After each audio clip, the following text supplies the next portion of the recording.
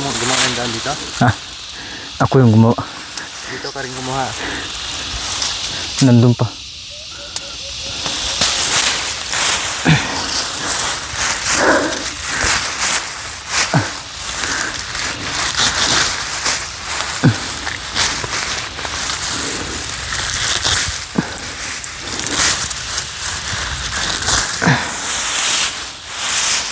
Mahaba. Ano?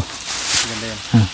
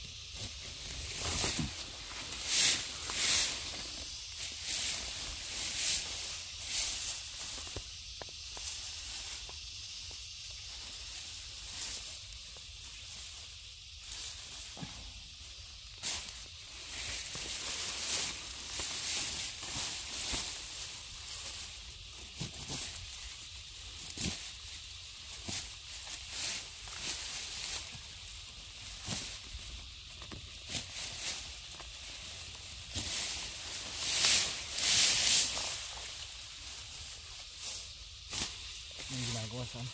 Pinagbalatan ng puso. Ayaw yung niro.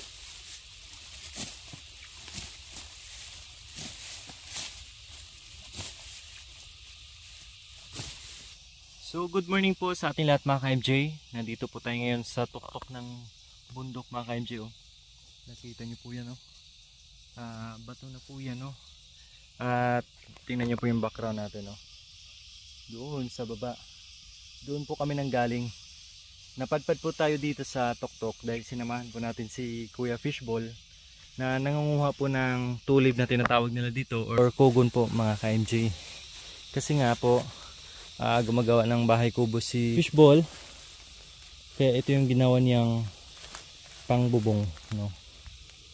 Pag nandito sa bundok talagang makakagawa ka ng bahay kubo kahit wala kang pera, basta masipag ka lang, kagaya ho nito, no? Wala kang pambili ng yero, ito na yung gagamitin mo, kugon.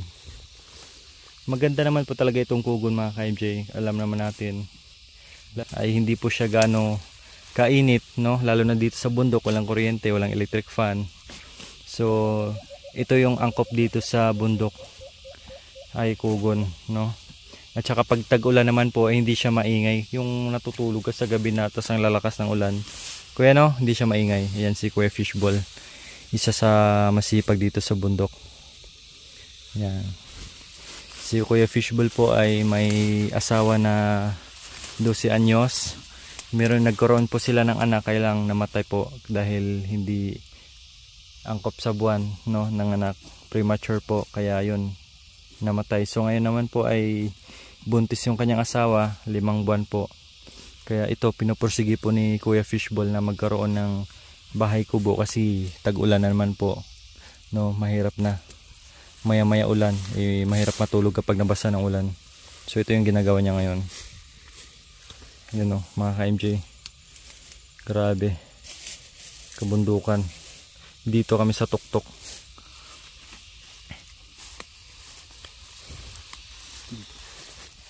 Ay, dito. So ayan,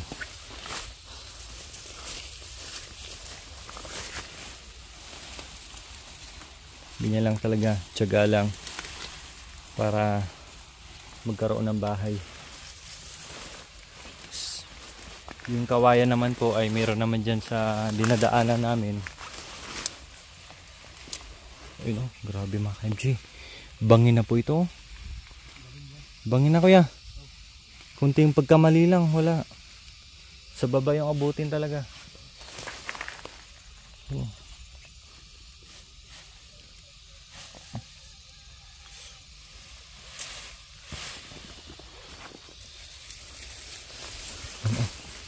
Madulas po yung daanan. Punta tayo dun sa ano, malapit sa bato. Yan. Bali naging daanan na to kasi dito siya kumukuha ng pugon. Malayo pa pala yung bato, kala ko malapit lang.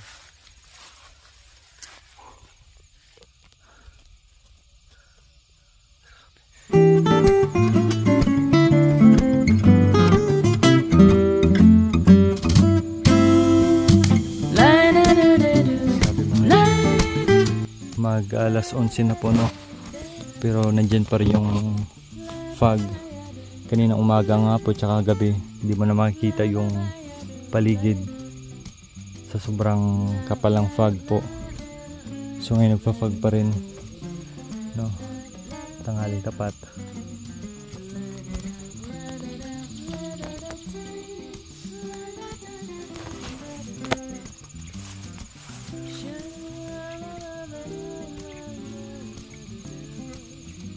Hindi ko na mapuntahan mga ka-MJ yung bato dun kasi medyo malalayo din pala, tsaka napakadulas yung daanan, no? Bangin na po yung dadaanan natin, kaya hanggang dito na lang tayo. Yan, i-zoom na lang natin yung video para makita natin yung bato. Yan po isang burol doon, no? Nalagpasan na namin. Ayun. Mas matangkad pa tayo sa burol na yan. So halos kalibil na natin yung ulap doon, no? Yan.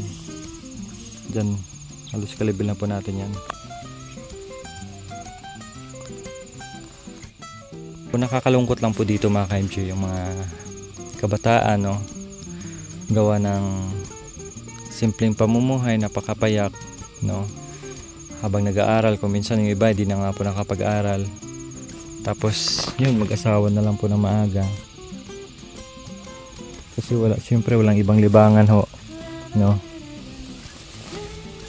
Sabi nga ni Kuya Joseph kanina, kailangan niya mag-asawa para may kasama siya. So yun ay hindi ko talaga natin mapigilan, no. Yun ang kagustuhan nila. Kahit anong advice po natin, kagustuhan nila, choice po nila yun, kaya doon sila masaya. Kahit bata pa po is nag-asawa na maaga. Yun, wala namang problema kasi pares naman po silang masisipag. Masipag sila dito sa kabundukan, kahit gaano kahirap kinakaya ho nila. Sa kanilang pananim, mag-antay sila ng ilang buwan, minsan taon pa po, no. Kinakaya ho nila yon para lang makasurvive. Ganun kagaya nila habang nagtatanim. Tapos na po sila magtanim, so ang ginagawa nila ngayon ay nagdadamo na lang po kasi masukal po yung damo na yung kanilang taniman.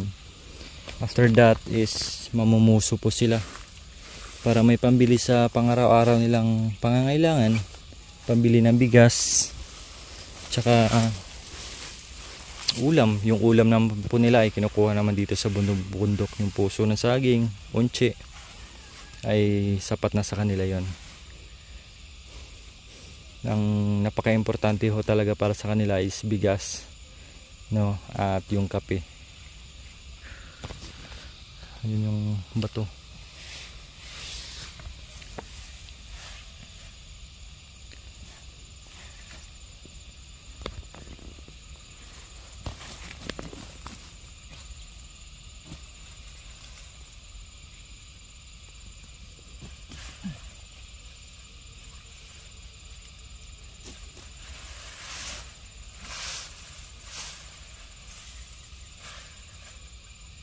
Tatlong taon na kayo ni Jumilin, kuya?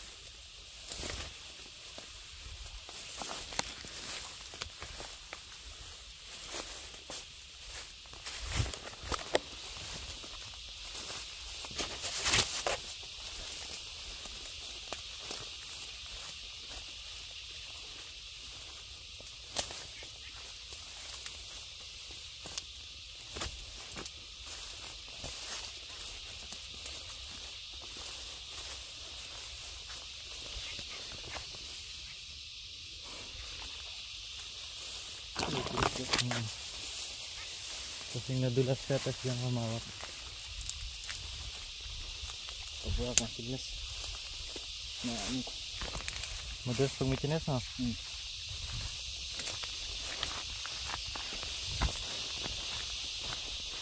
Mana?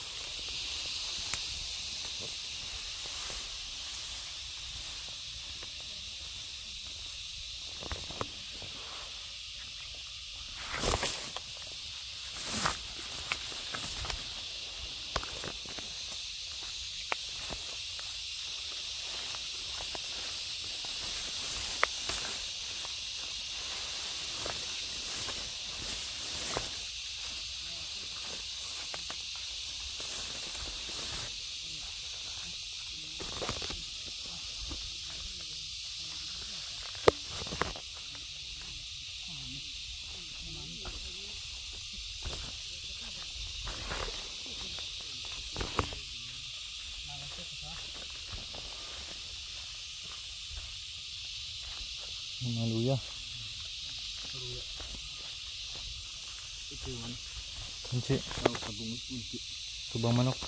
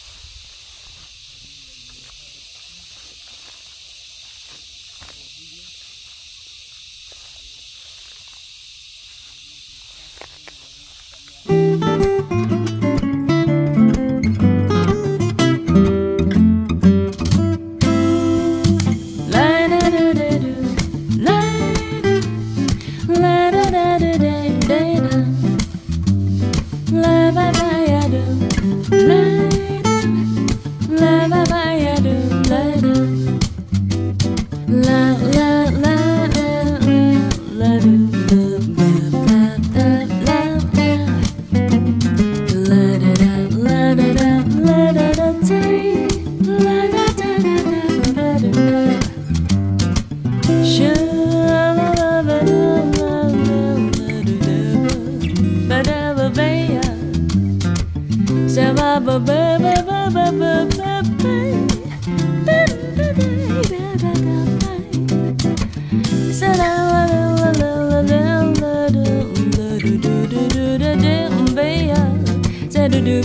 ba ba ba ba ba ba ba ba ba.